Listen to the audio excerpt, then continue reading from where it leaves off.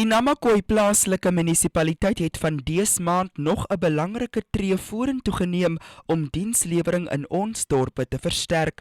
'n Splinternuwe toevoeging tot die munisipale vloot, moderne diensvoertuie en masjinerie het hulle amptelike tuiste in die munisipaliteit gevind en sal voortaan 'n belangrike rol speel om daaglikse munisipale werk vinniger en meer doeltreffend uit te voer. 2 nuwe bakkies is reeds gereed om operasionele spanne in die veld te ondersteun.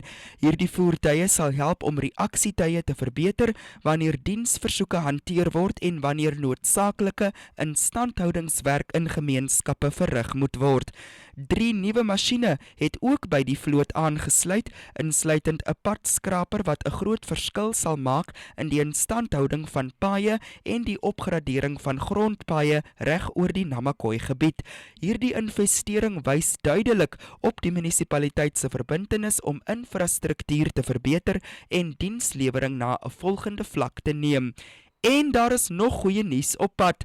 2 dreinlorries en 'n nuwe vullislorry vorm ook deel van hierdie nuwe uitbreiding van die vloot en sal binnekort hulle verskyning maak om belangrike dienste soos dreinonderhoud en vullisverwydering verder te versterk. Met hierdie nuwe voertuie en toerusting bou die Namakwa plaaslike munisipaliteit doelgerig aan 'n sterker, meer doeltreffende en beter toegeruste diensleweringsspan tot voordeel van elke gemeenskap in ons streek.